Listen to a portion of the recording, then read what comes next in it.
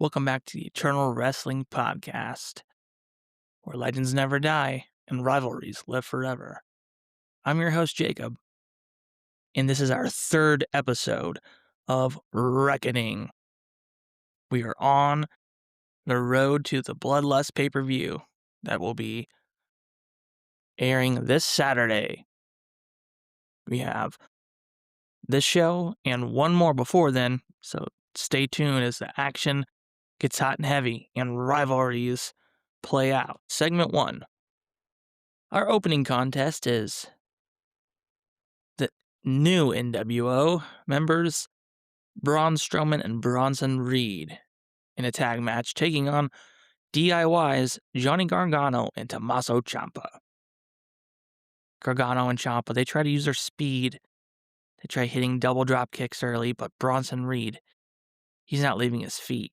And he even catches Gargano, who is flying midair at him, and simply just tosses him over the top rope onto the floor. Eventually, Braun Strowman tags in, and he treats Ciampa like a rag doll. He hits a big boot that sends Ciampa's headband flying into the third row of the crowd. And this slaughter peaks when Braun Strowman hits a running power slam on Johnny Gargano. But instead of pinning him, he picks him back up and holds him in a bear hug, squeezing him, trying to crush his ribs while Bronson Reed climbs the turnbuckle. Then, Bronson Reed hits a big tsunami splash on Johnny Gargano while Strowman has a hold of Ciampa. Braun Strowman then scoops up both men, one on each shoulder, and hits a running double power slam. As this is going on, Hulk Hogan, he's standing on the ramp. He's got his shades on. He's puffing on a big O cigar.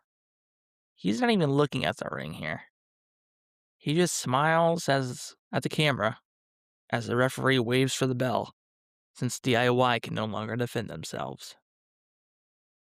Segment 2. We have a backstage segment where Aleister Black and Brody King are seen kneeling in a circle of candles. Aleister, he is speaking to the camera. The Young Bucks hold trinkets, but we hold the keys to the kingdom. He is coming, and the dead will finally have their say. A purple light flickers on and off behind the two men. For a second, we see a silhouette behind them, but it soon disappears. On to segment 3. We have a backstage interview where a female interviewer is talking to Drew McIntyre, and Drew McIntyre, he's putting over Triple H as a legend, but he says that I'm the Scottish Warrior of this World Heavyweight Tournament, and he's warning Kane that a Claymore doesn't care if you're a monster or a man.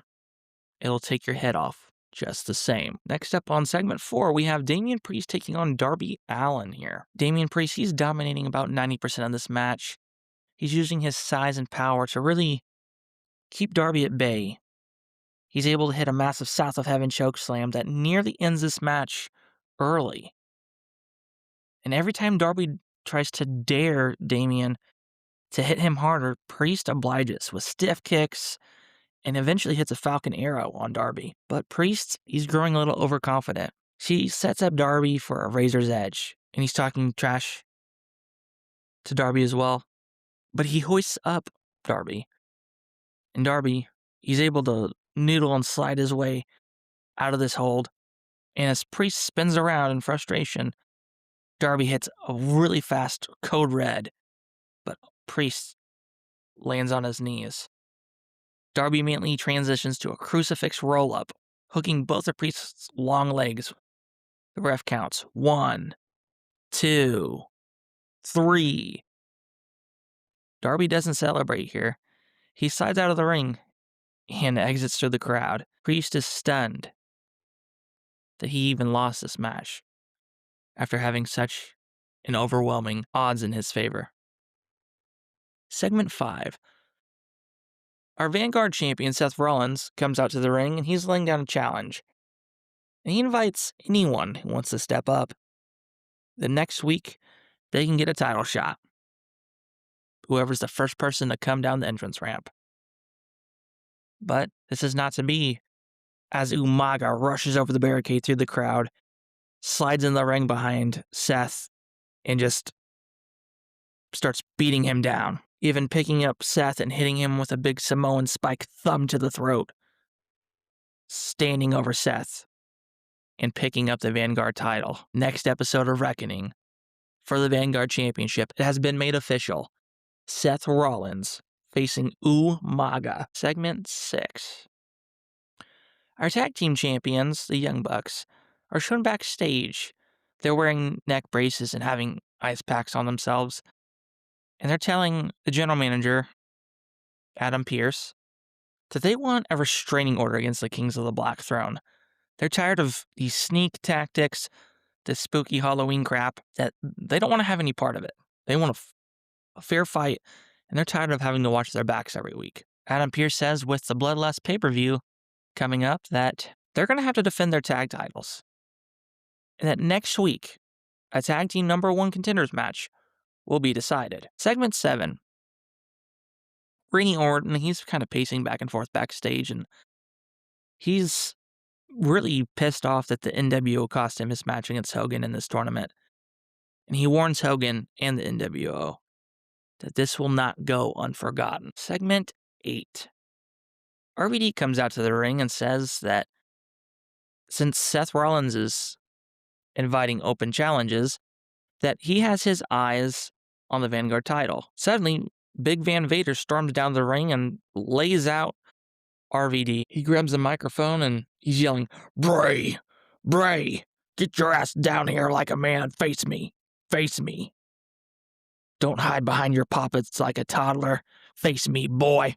We have a quick commercial break, and then on segment 9, Vader, he's still in the ring, standing over a beaten down RVD. He's sweating, he's breathing heavily, he's screaming at the entrance ramp for Bray Wyatt to show his face. The crowd is tense here. Suddenly, the lights, they don't go out. They turn red for a minute, and the Titantron, it flickers to life as a Firefly Funhouse theme plays. Though, we're really glad that you're our friend. And it's kind of distorted, though, playing at half speed. But Bray appears with his puppets, and he's wearing a Get Well Soon sash. And he's holding a small Vader action figure. He looks disappointed, and he's just shaking his head at the camera. Bray goes on to say, Oh, Leon, you're so loud. My friends were having such a lovely tea party, and you just had to start breaking things. You call me a toddler? Well, children have the most vivid imaginations, don't they? Bray leans in close to the camera. His eyes are widening here. You want to face a man? I'm afraid a man won't be enough to fix what's wrong with you. You're asking for the fire, Leon. You're begging for the dark. And who am I to deny a neighbor's request? Bray holds up the action figure of Vader here, and the action figure's face is all scratched up and almost looks like it's been burnt. And then he throws it behind him playfully. Bray goes on to say, At Bloodlust, you won't be fighting me. You'll be fighting the piece of yourself that is too afraid to look in the mirror. I accept your challenge, but remember, when the red light stays on, the monsters come out to play. He leans in really close and he says, Let me in. Then the screen cuts to an image of the Fiend in his mask. And there's a screech on the segment 10.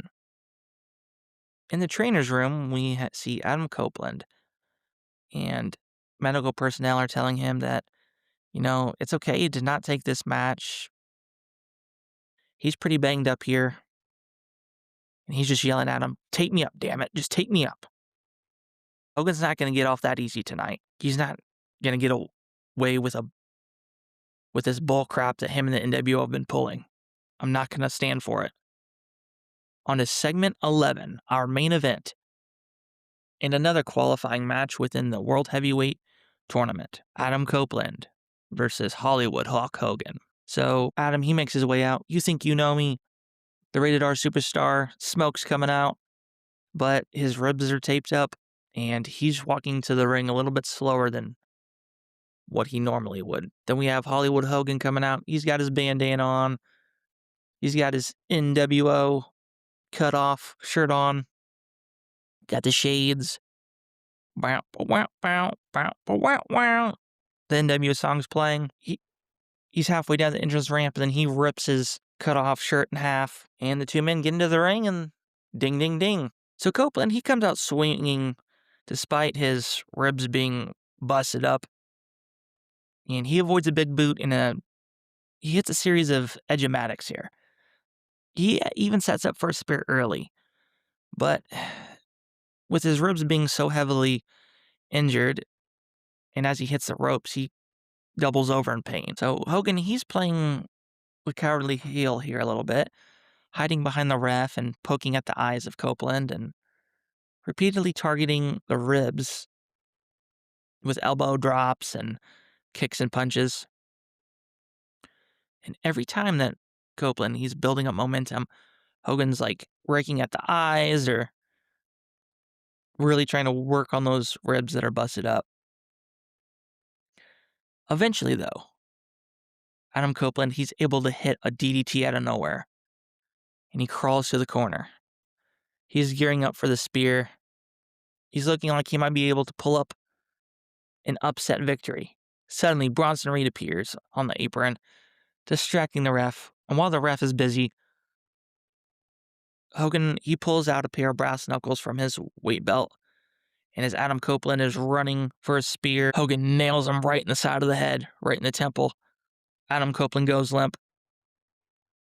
Hogan stuffs the brass knuckles back into his pants. He hits the rope, bouncing off, hits a slow leg drop.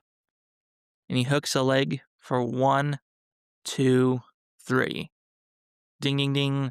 Here is your winner and advancing in the World Heavyweight Tournament, Hollywood Hogan. Bronson Reed, Braun Strowman, they come on out to celebrate with Hogan, and they spray paint black NWO letters on the back of Adam Copeland, signifying that they have a stranglehold over Reckoning. That's going to do it for this episode of Reckoning, everybody. I hope you're enjoying this fantasy booking. And I meant to get this out last night, but unfortunately, the family and I have come down with the stomach flu. My daughter and my wife and myself have all been affected by this, so we're really dealing with it. But I hope you guys are staying healthy, happy, and if you haven't yet, definitely like, comment, follow, subscribe, because there's going to be plenty more of this Reckoning fantasy booking going forward. Like I said, we got one more episode, and then we'll have the pay-per-view on Saturday. So be keeping an eye out. I'm planning to get that episode 4 up either tomorrow night or Friday night.